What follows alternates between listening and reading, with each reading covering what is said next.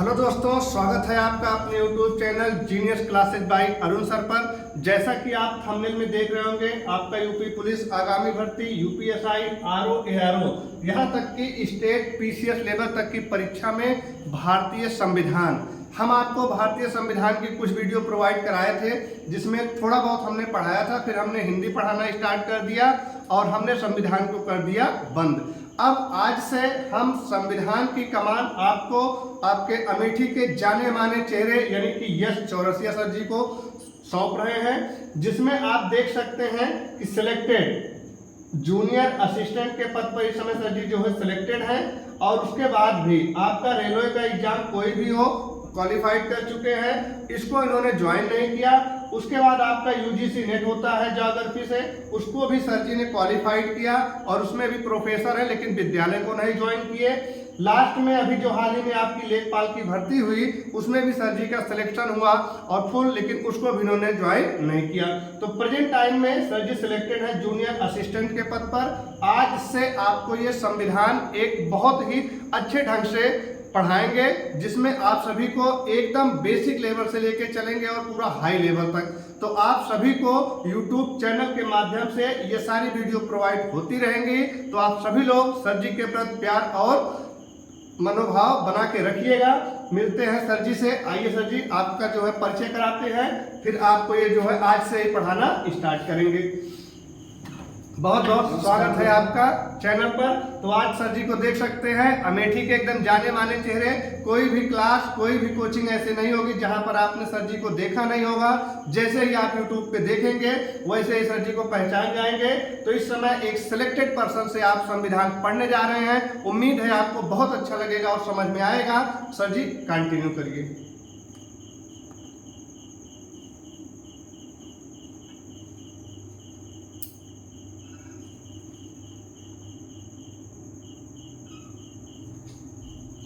नमस्कार दोस्तों, जैसा कि सर ने हमारा परिचय आप लोगों को दे ही दिया है। मेरा नाम है यश चौरसिया और लगभग पिछले 5 से 6 वर्षों से मैं अध्यापन के कार्य से जुड़ा हुआ था अमेठी में।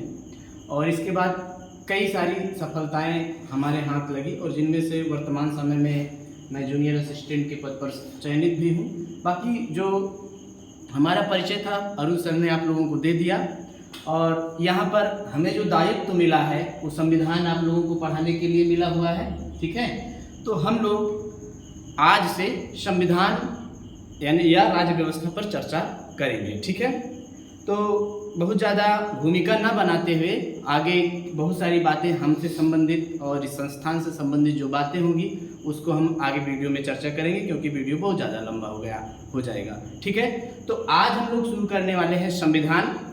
और सबसे पहले बहुत बहुत धन्यवाद अरुण सर को कि आपने मुझे एक ऐसा प्लेटफॉर्म प्रोवाइड कराया, क्योंकि कहीं ना कहीं शुरू से मैं शिक्षक के पेशे से ही जुड़ा था। तो पढ़ाने के बाद जो आध्यात्मिक अनुभूति प्राप्त होती है वो बहुत ही सुखद होती है। अरुण सर को ढेर सारा धन्यवाद। और पुनः आप सभी हमारे जितने भी स्टूडेंट हैं, हमारे जितने भी विद्यार्थी हैं, आप सबका स्वागत है आलोक युवा सेवा संस्थान द्वारा संचालित जीनियस कोचिंग सेंटर पर। ठीक है, तो चलिए प्रारंभ करते हैं आज से हम संविधान के बारे में। ठीक है, तो सबसे पहली बात हम आपको बता दें कि जो संविधान है, संविधान को यदि हम तोड़ के देखें तो सम धन विधान, अरुण सर हिंदी में आप लोगों को पढ़ाए होंगे संधि विच्छेद, तो सम धन विधान से मिलकर के बना है संविधान। सम का मतलब होता है समान और विधान का मतलब होता है नियम और कानून, यानी ऐसे नियम और कानून जो सभी के लिए समान हो, उसी को हम संविधान कहते हैं। अब अगर आप इतिहास में जाएं तो आप देखेंगे कि बहुत से पहले भी नियम कानून बने हुए थे, बहुत सारे विधान बनाए गए थे।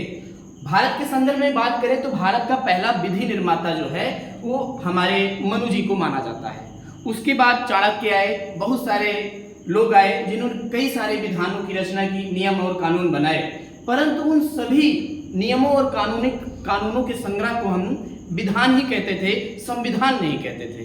लेकिन वह गौरवशाली जो क्षण है 26 जनवरी 1950 को प्राप्त होता है, जब हमारा देश गणतंत्र होता है और हमारे पास हमारा खुद का आईन, हमारा खुद का संविधान होता है। और इस बार जो विधान हमारी संविधान समिति ने जो तैयार किया उसे हम संविधान हम लोगों ने कहना शुरू किया, क्योंकि इस संविधान में जो सारी बातें लिखी गई थी वो प्रत्येक व्यक्ति के लिए समान थी। उसमें जो भी नियम और कानून थे प्रत्येक व्यक्ति के लिए समान थे। ठीक है, तो प्रारंभ करते हैं। संविधान का मतलब आप समझ गए होंगे, संविधान यानी ऐसे नियम और कानून जो सभी के लिए समान हो, बराबर हो, उसे हम कहते हैं संविधान। ठीक है, अब संविधान एक सामान्य सी पुस्तक है, जैसे सारी अन्य पुस्तकें होती हैं उसी तरीके से संविधान भी एक पुस्तक है। और संविधान का जो निर्माण है 2 वर्ष 11 माह 18 दिन में हमारे देश का संविधान एक बहुत बड़े संघर्ष के पश्चात हम लोगों के सामने आया। और ये जो संघर्ष है संविधान के निर्माण का, इस पूरे संघर्ष की चर्चा हम आधुनिक भारत के चैप्टर में करेंगे। ठीक है, और आधुनिक भारत जहां से समाप्त होता है वहीं से संविधान प्रारंभ होता है। तो संविधान के बारे में हम चर्चा कर चुके हैं। हमने भी आपको बताया कि जैसे अन्य किताबें होती हैं उसी तरीके से संविधान है। और हमारे संविधान को लिख, आपको जानकर आश्चर्य होगा कि हमारा जो संविधान है, जो हमारी ये पुस्तक है संविधान की, ये हस्तलिखित रूप से लिखी गई है, यानी इसको किसी भी प्रकार की प्रिंटिंग प्रेस के द्वारा इसको नहीं छपाया गया। जो मूल प्रति है वर्तमान समय में नई दिल्ली के नेशनल म्यूजियम में रखी हुई है। और ये जो संविधान है इसे एक व्यक्ति ने अपने हाथों से लिखा। ठीक है, इटैलिक इंग्लिश लैंग्वेज में लिखा और उनका नाम है पंडित प्रेम बिहारी नारायण रायजादा। आप लोग कई बार ये प्रश्न पूछा गया है कि संविधान को किसने लिखा, तो अक्सर ये कहा जाता है कि संविधान का जनक और संविधान के रचनाकार के रूप में हम बाबा साहब भीमराव अम्बेडकर के नाम को लेते हैं। परंतु यहाँ पर प्रश्न ये है कि संविधान को किसने लिखा। और हमने अभी आपको बताया कि संविधान किसी व्यक्ति के हाथों के द्वारा लिखा गया। ठीक, क्योंकि उस समय के बहुत बड़े लिपिकार हुआ करते थे प्रेम बिहारी नारायण रायजादा जी, और उन्होंने इसे अपने हाथों से लिखा। तो जब भी पूछा जाए कि संविधान का लेखन कार्य किसने किया, तो आपका उत्तर होगा प्रेम बिहारी नारायण रायजादा। बात समझ में आई।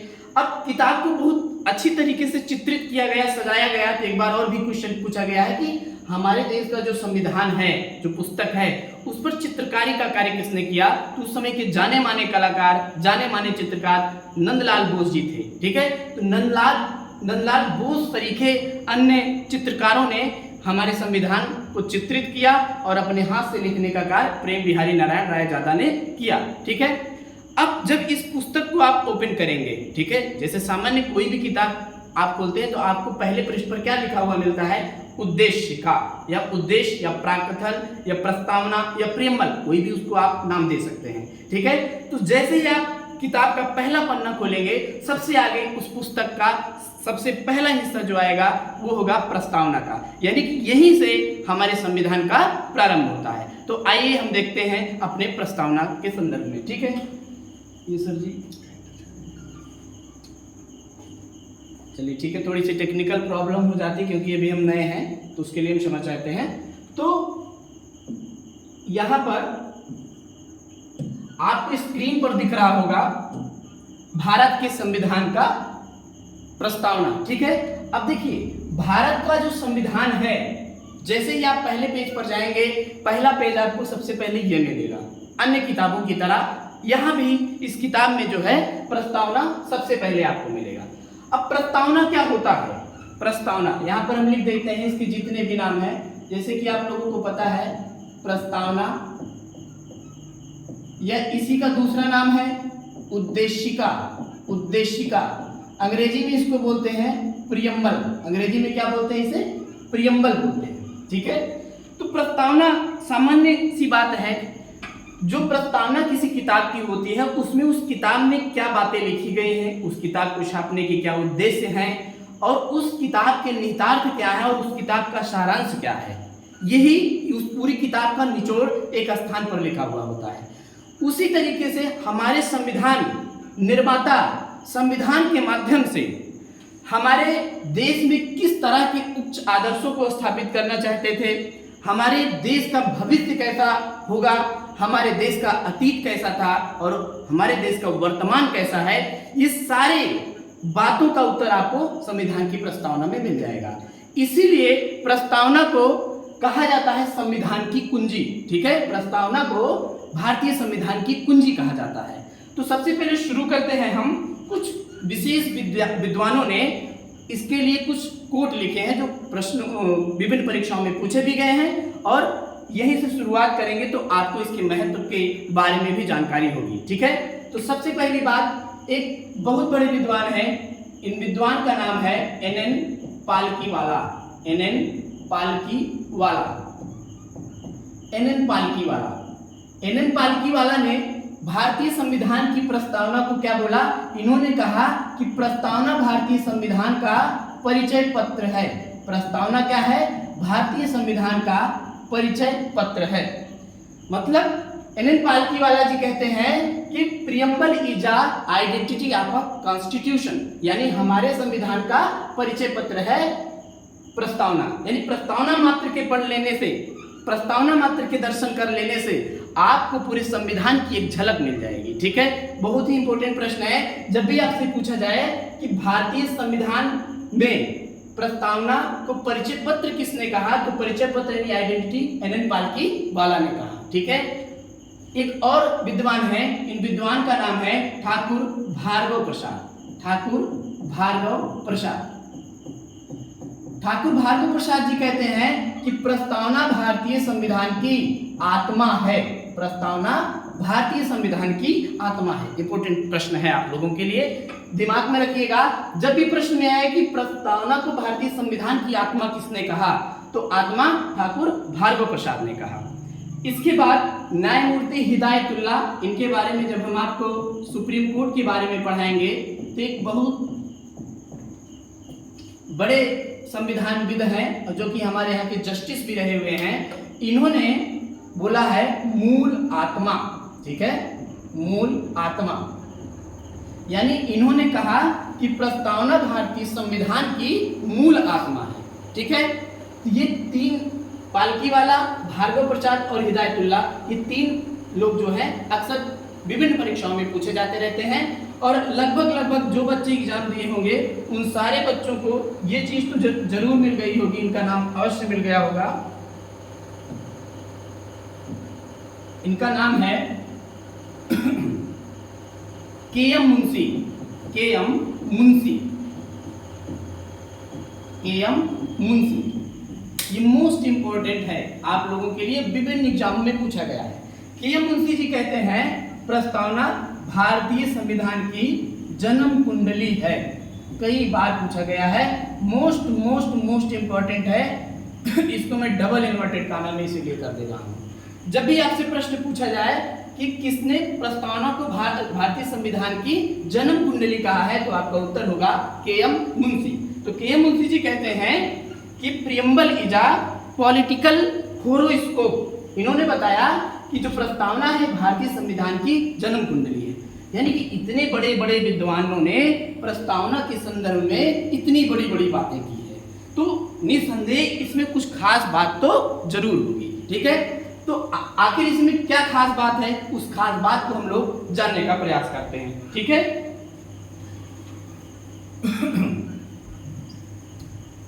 चलिए आगे बढ़ते हैं। अब हम इस प्रस्तावना में खास बात क्या है इसको जानने का हम प्रयास करते हैं। ठीक है, यहाँ पर एक चीज आपको और समझ लेना है कि प्रस्तावना उद्देशिका, इसका नाम कैसे पड़ा। ठीक है, तो 13 दिसंबर 1946, आप लोगों को पता है कि 9 दिसंबर 1946 को भारतीय संविधान सभा की पहली बैठक हुई। 11 दिसंबर 1946 को भारतीय संविधान की दूसरी बैठक हुई और तीसरी बैठक 13 दिसंबर 1946 को हुई। ठीक है, तो इसी दिन हमारे देश के पहले प्रधानमंत्री पंडित जवाहरलाल नेहरू जी ने संविधान के निर्माण के लिए उन्होंने उद्देश्य प्रस्ताव लेकर के आए। उद्देश्य प्रस्ताव का मतलब कि संविधान का ऑब्जेक्टिव क्या होगा, तो उद्देश्य प्रस्ताव लेकर के आए और वही उद्देश्य प्रस्ताव वर्तमान में हमारी प्रस्तावना है। इसीलिए प्रस्तावना का दूसरा नाम उद्देशिका भी है। ठीक है, तो चलिए शुरू करते हैं। उद्देशिका के निहितार्थ को समझने का हम लोग प्रयास करते हैं। तो भारत का संविधान, अब देखिए, एक सच्चे नागरिक होने के नाते कम से कम, अगर हम पूरे संविधान को नहीं पढ़ सकते हैं तो कम से कम इस पूरे संविधान के प्रियम्बल को हमको अच्छे से याद होना चाहिए और इसके पूरे निहितार्थ को हमको पता होना चाहिए, तब जाकर के हम सही मायने में स्वयं को शिक्षित कह पाएंगे। इसमें लिखा क्या है, हम भारत के लोग भारत को एक संपूर्ण प्रभुत्व संपन्न समाजवादी पंथ निरपेक्ष लोकतंत्रात्मक गणराज्य बनाने के लिए तथा उसके समस्त नागरिकों को सामाजिक आर्थिक राजनीतिक न्याय विचार अभिव्यक्ति विश्वास धर्म एवं उपासना की स्वतंत्रता प्रतिष्ठा एवं अवसर की समता प्राप्त कराने के लिए तथा उन सब में व्यक्ति की गरिमा राष्ट्र की एकता अखंडता को सुनिश्चित करने वाली बंधुता को बढ़ाने के लिए आज दिनांक 26 नवंबर 1949 मिति मार्गशीर्ष शुक्ल सप्तमी संवत 2006 विक्रमी को इस संविधान को अंगीकृत अधिनियमित और आत्मार्पित करते हैं। ठीक है, ये उद्देशिका की भाषा है। ठीक है, यहाँ पर भी दो प्रश्न अक्सर पूछा जाता है, उन दोनों प्रश्नों को सॉर्ट आउट करने के पश्चात हम इसके निहितार्थ को समझने का प्रयास करेंगे। ठीक है, अक्सर एक प्रश्न पूछा जाता है कि जो प्रस्तावना है, ये प्रस्तावना की जो भाषा है ये किस देश से ली गई है? तो प्रस्तावना की जो भाषा है ये ऑस्ट्रेलिया से प्रभावित है। ठीक है, ऑस्ट्रेलिया। लेकिन जब आपसे पूछा जाए कि प्रस्तावना का विचार कहाँ से लिया गया है, तो प्रस्तावना का विचार लिया गया है अमेरिका से। बिल्कुल दिमाग में रखिएगा, मोस्ट इंपॉर्टेंट क्वेश्चन है। प्रस्तावना का विचार अमेरिका से लिया गया, जबकि प्रस्तावना की भाषा ऑस्ट्रेलिया से ली गई। ठीक है, चलिए अब हम पढ़ते हैं इसको फिर से और इसके निहितार्थ को समझने का प्रयास करते हैं। प्रारंभ होता है हम भारत के लोग, हम भारत के लोग। देखिए ये क्या है, ये पहला वाक्य इस बात को इंगित करता है कि हमारे देश में सर्वोच्च शक्ति किसके पास है। हमारे देश में सर्वोच्च शक्ति किसके पास है, यानी हमारे संविधान का स्रोत कौन है। क्वेश्चन पूछा भी गया है कि भारतीय संविधान का स्रोत कौन है, तो भारतीय संविधान का स्रोत है हम भारत के लोग, हम भारत के लोग। ठीक है,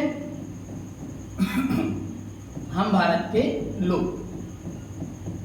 एसएससी ने एक बार प्रश्न पूछा कि उन्होंने 4 विकल्प दिए। पहला विकल्प उन्होंने दिया सर्वोच्च शक्ति किसके पास है, तो उन्होंने पहला विकल्प रखा भारत की जनता। दूसरा विकल्प इन्होंने रखा संविधान। तीसरा विकल्प इन्होंने रखा सुप्रीम कोर्ट। चौथा विकल्प इन्होंने रखा राष्ट्रपति। अब आप लोग बताइए कि इनमें से सबसे ज्यादा पावरफुल कौन, यानी सर्वोच्च सत्ता किसमें निहित है, परम आदेश किसमें निहित है। तो ध्यान दीजिएगा बच्चों, हमारे देश में सबसे बड़ी पावर हम लोगों के पास है, यानी कि हम संविधान से भी बड़े हैं। संविधान से बड़े होने का ये मतलब नहीं कि हम संविधान जैसे चाहे उस तरीके से करें, ऐसा नहीं है, क्योंकि हमने ही कहा कि हम इसको क्या कर रहे हैं, अंगीकृत कर रहे हैं, अधिनियमित कर रहे हैं, आत्मार्पित कर रहे हैं। ठीक है, यानी कि अंगीकृत का मतलब होता है अपनाना। ठीक है, अधिनियमित का मतलब होता है बनाना। ठीक है, और आत्मर्पित का मतलब होता है स्वयं को अर्पित कर देना, यानी हम ही बनाने वाले हैं, हम ही एक्सेप्ट यानी स्वीकार करने वाले हैं। तो सबसे पावरफुल हम ही हुए। यहाँ पर जो सर्वोच्च शक्ति निहित है वो भारत की जनता में निहित है, और दूसरे पे पावरफुल कौन है, हमारे देश का संविधान। ठीक है, यानी कि सबसे पावरफुल कौन है, भारत की जनता। और ये जो है स्रोत ही इन्होंने पहले ही वाक्य में हम भारत के लोग इस बात को प्रतिबिंबित करता है कि सर्वोच्च सत्ता जो है हम लोगों के हाथ में है। ठीक है, अब इसके बाद आगे पढ़ते हैं। आगे लिखा है भारत को एक संपूर्ण प्रभुत्व संपन्न समाजवादी पंथ निरपेक्ष लोकतंत्रात्मक गणराज्य बनाने के लिए तथा उसके समस्त नागरिकों को, यानी कि यहाँ पर पॉइंट नंबर 1, 2, 3 और 4, ये 4 चीजें बता रही हैं कि हमारे देश की प्रकृति कैसी होगी, हमारे संविधान का नेचर कैसा होगा। ठीक है, तो हमारे देश का नेचर यानी कि प्रकृति कैसी होगी। सबसे पहली बात, हम अपने देश को संपूर्ण प्रभुत्व संपन्न यानी कि सोवरेन स्टेट बनाना चाहते हैं। संपूर्ण प्रभुत्व संपन्न मतलब कि आप लोगों को पता होगा, संप्रभुता का मतलब ये होता है कि हम अपने देश में जो भी गृह नीति अथवा विदेश नीति बनाएंगे वो उस पर एब्सोल्यूट राइट हमारा ही होगा। ठीक है, यानी कि हम किसी विदेशी देश या किसी अन्य बाहरी सत्ता को हम पर हावी, अपने ऊपर हावी नहीं होने देंगे। यानी हम अपनी गृह नीति और विदेश नीति को बनाने में पूरी तरीके से स्वतंत्र हैं। इसी को बोलते हैं संपूर्ण प्रभुत्व संपन्न। आप लोगों को पता होगा 15 अगस्त 1947 के पहले हम आजाद नहीं थे। हमारी जो संप्रभुता थी ब्रिटेन के पास गिरवी थी, हम आजाद नहीं थे। यानी कि जो भी परम आदेश आता था वो ब्रिटेन से परम आदेश आता था, यानी हम ब्रिटेन के गुलाम थे। हम ब्रिटेन के गुलाम थे, यानी संप्रभुता हमारे पास नहीं थी। लेकिन 15 अगस्त 1947 के बाद जैसे ही हमको आज़ादी मिली, हम एक संप्रभु राज्य के रूप में विश्व पटल पे अपने आप को स्थापित करने के लिए सफल हुए। ठीक है, तो संप्रभुता का मतलब वर्तमान में हम एक संप्रभु राज्य हैं। संप्रभु राज्य का मतलब हमारा जो भी हमारी राजनीतिक सीमा है, हमारे देश की राजनीतिक सीमा है, उसमें किसी भी व्यक्ति का अनाधिकृत प्रवेश हम बर्दाश्त नहीं करेंगे। ठीक है, हमारी राजनीतिक परिधि में हमारी सीमाएं, हमारी आकाशीय सीमाएं यानी कि जो हमारा वायु मार्ग है, हमारा जल मार्ग है, हमारा थल मार्ग है, इस पर अत्यांतिक अधिकार, एब्सोल्यूट राइट हमारे पास है। कोई भी व्यक्ति यदि हमारी सीमा के भीतर प्रवेश करना चाहता है तो बिना हमारी अनुमति के प्रवेश नहीं कर पाएगा, चाहे वो अमेरिका का राष्ट्रपति हो, चाहे रूस का राष्ट्रपति हो, चाहे कितने भी शक्तिशाली देश का कोई व्यक्ति क्यों ना हो, क्योंकि हम एक संप्रभु राज्य हैं और हमारी इजाजत के बगैर परिंदा भी पर नहीं मारेगा।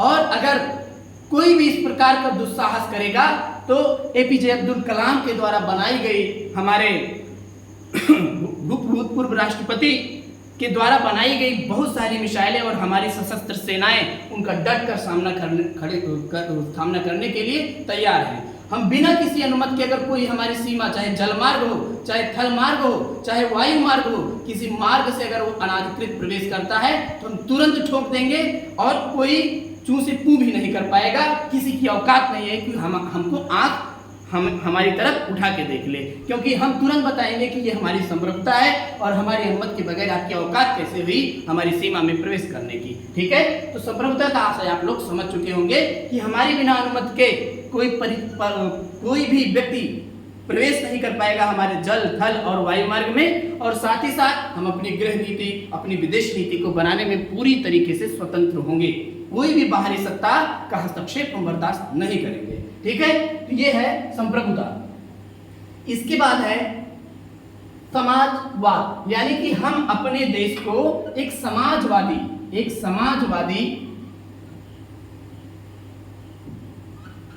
हम अपने देश को एक समाजवादी राज्य बनाने का प्रयास करेंगे।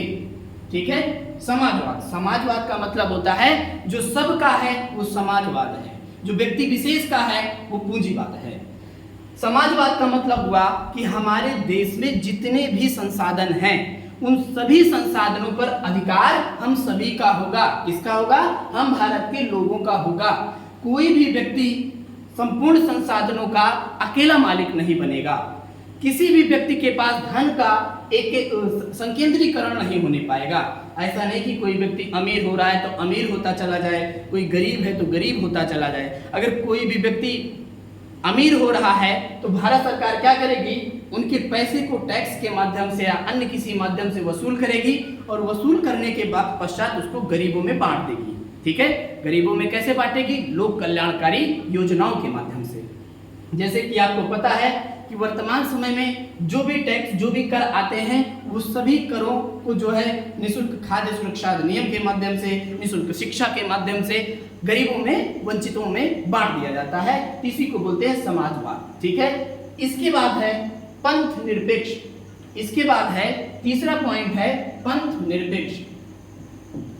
पंथ निरपेक्ष का मतलब होता है कि हमारे देश का कोई भी राजकीय धर्म हमारा नहीं है, अर्थात ये जो धर्म है ये हमारा राजनैतिक मामला नहीं है, ये हमारा राजकीय मामला नहीं है, बल्कि हम धर्म को, हम पंथ को एक व्यक्तिगत मामला मानते हैं। यानी आपका कोई भी धर्म हो वो आपका व्यक्तिगत मामला है, आप जैसे चाहे वैसे जिए, लेकिन हमारे देश का कोई राजकीय धर्म नहीं होगा। तो सिंपल सा अगर कोई आपसे पूछे पंथ निरपेक्ष का मतलब क्या होता है, तो पंथ निरपेक्ष का मतलब होता है वह राज्य पंथ निरपेक्ष राज्य कहा जाएगा जिसका अपना कोई राजकीय धर्म नहीं हो तथा वह समस्त धर्मों का आदर सम्मान करता हो, ऐसे राज्य को हम पंथ निरपेक्ष राज्य कहेंगे। तो हमारा देश कैसा है? एक पंथ निरपेक्ष है। अब यहाँ पर कभी कभी कई सारी किताबों में धर्म निरपेक्ष शब्द आ जाता है। देखिए, गांधी जी कहते हैं कि धर्म के बिना राजनीति वेश्या के समान है, यानी कि धर्म और राजनीति दोनों का सामंजस्य होना चाहिए, क्योंकि उनका मानना है धर्म का मतलब होता है धारण करने योग्य। धारण क्या करेंगे? सद्गुणों को धारण करेंगे। जो अच्छी अच्छी बातें होंगी उनको हम धारित करें, वही हमारा धर्म है। तो राजनीति में तो धर्म का एक बहुत बड़ा योगदान है और बहुत बड़ा स्थान है, इसलिए हम स्वयं को धर्म निरपेक्ष नहीं, हम स्वयं को पंथ निरपेक्ष कहेंगे। ठीक है, तो भारत एक पंथ निरपेक्ष राज्य है। पंथ निरपेक्ष राज्य होने का मतलब देश का कोई राजकीय धर्म नहीं है, हमारे राज्य का कोई राजकीय धर्म नहीं है, बल्कि ये व्यक्तिगत मामला है। हर व्यक्ति स्वतंत्र है अपने अपने तरीके से अपने अपने आराध्य की पूजा उपासना करने के लिए। ठीक है, तो पंथ निरपेक्ष का मतलब हमारा कोई राजकीय धर्म नहीं है। ठीक है, इसके बाद लोकतंत्रात्मक गणराज्य, दो शब्द हैं, एक है लोकतंत्र, दूसरा है गणराज्य। लोकतंत्र और गणराज्य। देखो, लोकतंत्र का मतलब होता है, दो शब्दों से मिलकर बना है, लोक धन तंत्र। लोक का मतलब पब्लिक, तंत्र का मतलब सिस्टम, यानी लोगों के द्वारा बनाई गई व्यवस्था। लोक माने लोक, तंत्र माने व्यवस्था। लोगों के द्वारा बनाई गई व्यवस्था जहां कायम है वह लोकतंत्र है। तो अपने देश में देखिए, हम पूरी तरीके से स्वतंत्र हैं। हम अपने प्रतिनिधि का चयन करते हैं, हम अपने राष्ट्रपति, उपराष्ट्रपति, प्रधानमंत्री का चयन करते हैं, हम अपनी योग्यता और काबिलियत के दम पर शीर्ष पद को प्राप्त कर सकते हैं। ठीक है, तो हम क्या है? लोकतंत्र हैं। हमारे यहाँ कोई नियम कानून बनता है तो नियम और कानून निरंकुश तरीके से नहीं बनता है, बल्कि आम सहमति के द्वारा बनता है। संसद विधानमंडल में बकायदा बिल लाया जाता है, पास किया जाता है, सबकी सहमति के साथ ही बनाया जाता है। कोई भी निरंकुश सत्ता डायरेक्ट किसी भी कानून, किसी भी नियम को नहीं लगा सकती है। ठीक है, तो हम क्या है? लोकतंत्र, यानी लोगों के द्वारा बनाई गई व्यवस्था लोकतंत्र है। गणराज्य, गणराज्य का मतलब होता है ऐसा राज्य जहां पर उसका जो शीर्ष पद है, चाहे वो राष्ट्रपति हो या राष्ट्राध्यक्ष हो या आप उसे राजा भी कह सकते हैं, जहां पर राजा का चुनाव होता है वो कहलाता है गणराज्य। ठीक है, ऐसा नहीं कि राजा का बेटा राजा बन जाए तो उसे हम गणराज्य की श्रेणी में नहीं रखेंगे। गणराज्य का मतलब होता है जहां पर राजा का चुनाव हो, यानी कि जहां पर राष्ट्राध्यक्ष निर्वाचित हो, राष्ट्रपति निर्वाचित हो, ऐसे राज्य को हम गणराज्य कहते हैं। जैसे उदाहरण, भारत एक गणराज्य है, अमेरिका एक गणराज्य है, यहाँ पर डायरेक्ट राष्ट्रपति का चुनाव होता है। ऐसा नहीं कि जो जैसे ब्रिटेन की तरह है, ब्रिटेन में जो महारानी एलिजाबेथ का परिवार था, जॉर्ज पंचम षष्ठम, ऐसे करके राजा के बेटे बार बार राजा होते चले जा रहे हैं। कंबोडिया में चले जाइए, जापान में चले जाइए, यहाँ पर राजा के बेटे राजा ही बनते चले आ रहे हैं।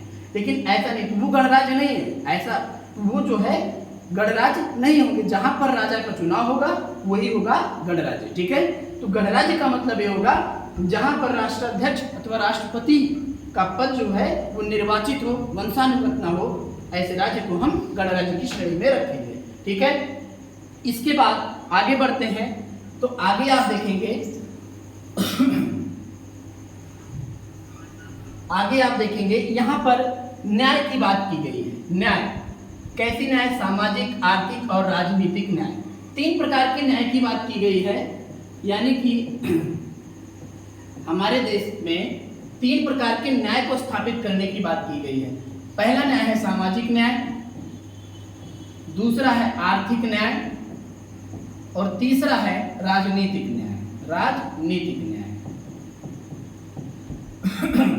सामाजिक न्याय का मतलब होता है कोई प्रत्येक व्यक्ति, चाहे उसका किसी भी लिंग, जाति, धर्म, ठीक है, वंश आदि के आधार पर किसी के साथ भेदभाव नहीं किया जाएगा, सभी को समान रूप से अवसर दिया जाएगा। यानी कि लिंग, जाति, धर्म आदि के आधार पर किसी भी व्यक्ति के साथ भेदभाव न किया जाना ही सामाजिक न्याय कहलाता है। ठीक है, और आगे आप देखेंगे हमारे संविधान में जब आप 14, 15, 16, 17, 18 इन अनुच्छेदों को पढ़ेंगे, ये सारे अनुच्छेद प्रतिबिंबित करते हैं और इस उद्देश्य के सामाजिक न्याय को चरितार्थ करते हैं। आप आगे पढ़ेंगे संविधान में तो आपको सामाजिक न्याय से संबंधित जो है कई सारे आर्टिकल देखने को मिलेंगे, जहां पर लिंग, जाति, धर्म आदि के आधार पर भेदभाव को निषेध किया गया है।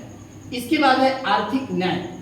आर्थिक न्याय का मतलब होता है प्रत्येक व्यक्ति को न्यूनतम जीवन स्तर प्राप्त कराना।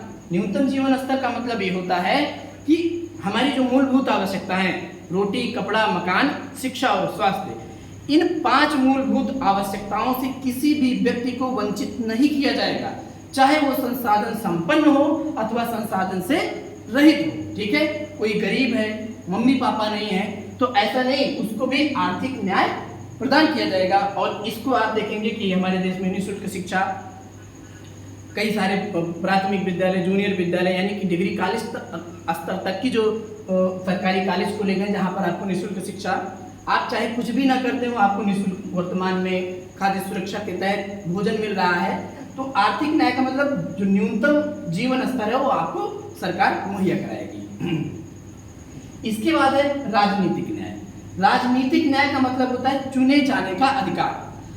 हर कोई व्यक्ति जिसके अंदर योग्यता है, काबिलियत है, वो अपनी योग्यता और काबिलियत के दम पर हमारे देश के शीर्ष से शीर्ष पद पर जा सकता है। उदाहरण के रूप में आप देखे होंगे, इसके पहले जो पूर्व में हमारी राष्ट्रपति महोदया थी द्रौपदी मुर्मू जी, वो एक जनजाति समुदाय की महिला थी, और एक जनजाति समुदाय की महिला का इतने शीर्ष पद को प्राप्त करना आप देखेंगे बड़े आश्चर्य की बात है।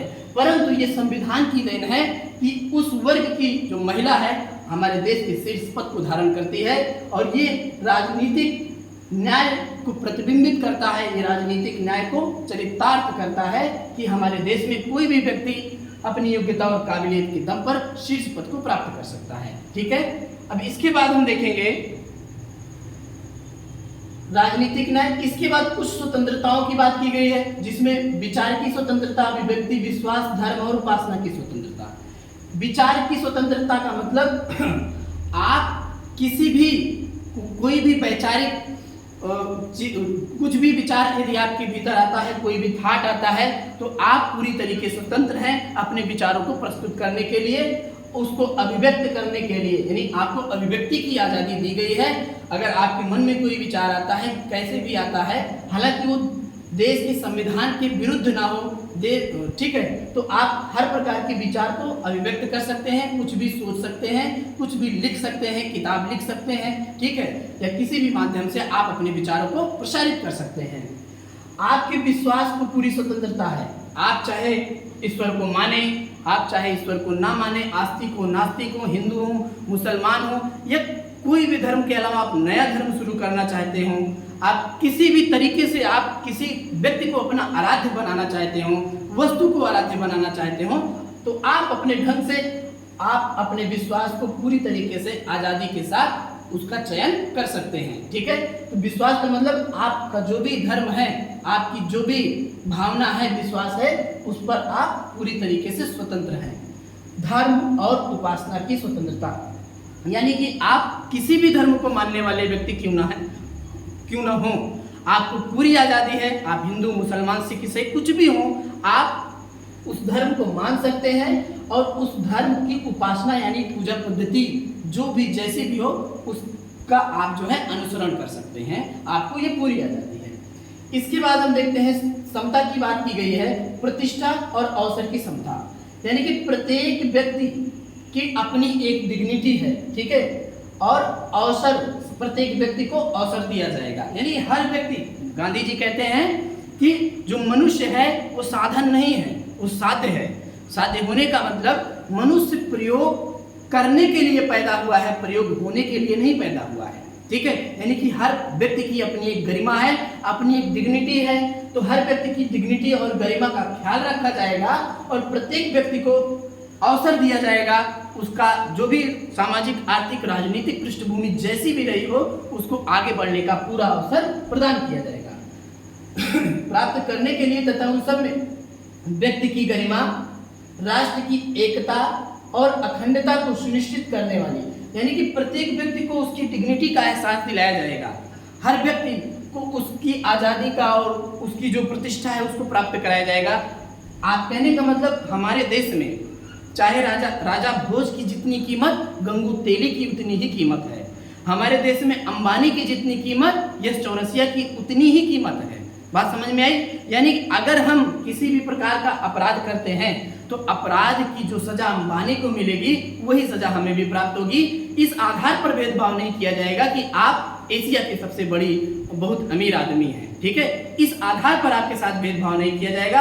आप किसी भी पद पर हो, आपकी आर्थिक पृष्ठभूमि कैसी भी हो, आपकी सामाजिक पृष्ठभूमि कैसी भी हो, ये मायने नहीं रखेगा। आप संविधान की नजर में बिल्कुल बराबर हैं, ठीक है। तो ये आपकी गरिमा का सदैव ख्याल रखा जाएगा। कोई भी व्यक्ति गलत तरीके से आपको अपशब्द कहेगा, आपका कॉलर पकड़ता है, कुछ भी करता है, तो धारा 499 के तहत आप उस पर मानहानि का केस दर्ज कर सकते हैं, क्योंकि वो आपकी गरिमा के खिलाफ है। तो प्रत्येक व्यक्ति की गरिमा का ख्याल रखा जाएगा और साथ ही साथ हमेशा प्रयास करेंगे कि हमारे देश की एकता और अखंडता जो है सदैव इसमें वृद्धि होती रहे और हम बंधुता बढ़ाएंगे, यानी भाईचारा बढ़ाएंगे, जिससे हमारा जो देश है वो एक अखंड भारत का निर्माण हम लोग कर सकें, ठीक है। तो एकता और अखंडता को सुनिश्चित करने वाली बंधुता को बढ़ाने के लिए दृढ़ संकल्प होकर, दृढ़ फर्मली अपनी इस संविधान सभा में आज तारीख 26 नवंबर 1949 बहुत ही महत्वपूर्ण तारीख है। प्रश्न पूछा जाता है कि हमारे देश का जो संविधान है, दो प्रश्न पूछे जाते हैं। संविधान कब लागू हुआ और कब अंगीकृत हुआ, ठीक है। शब्दों पर आपको ध्यान देना, नहीं तो आप गलती कर बैठोगे। कई बार एक प्रश्न पूछा गया है, लागू होता है 26 जनवरी 1950 को, जबकि अंगीकृत हो रहा है 26 नवंबर 1949 को। बात समझ में आई? ठीक है। तो जब आपसे प्रश्न पूछा जाए कि भारत का संविधान कब लागू हुआ, तो उत्तर होगा 26 जनवरी 1950 को, ठीक है। और अंगीकृत कब हुआ? 26 नवंबर 1949 को। इस बात को आपको दिमाग में रखना है। आप शब्दों के हिसाब से अपने उत्तर का चयन करेंगे, ठीक है। आपको पता है कि 26 नवंबर 1949 को देश का संविधान लागू हुआ और इसी के उपलक्ष्य में 26 नवंबर को हम एक दिवस भी मनाते हैं, विधि दिवस, यानी कि संविधान दिवस के रूप में इसको हम मनाते हैं। संकल्प होकर अपनी संविधान सभा में आज तारीख 26 नवंबर 1949 को इस संविधान को अंगीकृत करते हैं, अधिनियमित करते हैं और आत्मार्पित करते हैं। इस तरीके से हमारी जो प्रस्तावना है, उसके जो मूल विचार हैं, उसके जो निहितार्थ हैं, समाप्त होते हैं। आज हमारी ये पहली क्लास थी, ठीक है। थोड़ा सा मैं शायद नर्वस भी आपको दिख रहा होगा, इसके लिए हम आप लोगों से क्षमा चाहते हैं, ठीक है। और आगे की जो भी वीडियो आएंगी हमारी ट्रिक के माध्यम से पूरे संविधान को एकदम प्रवाह में एक संगीत की तरह हम पढ़ने वाले हैं। और आपको अगर ये वीडियो समझ में आई हो तो शेयर करिएगा और सब्सक्राइब करिएगा हमारे चैनल को, और जितना हो सके आप इसको यहाँ से जो भी कमेंट आप कर सकें आप कमेंट करिए। आपके सारे प्रश्नों का हम जवाब देने का प्रयास करेंगे। ये एक इंट्रोडक्शन का क्लास था, बाकी एक्चुअल क्लास हम कल से शुरू करेंगे। आज के लिए इतना ही। बहुत बहुत धन्यवाद। मिलते हैं अगली कक्षा में। नमस्कार।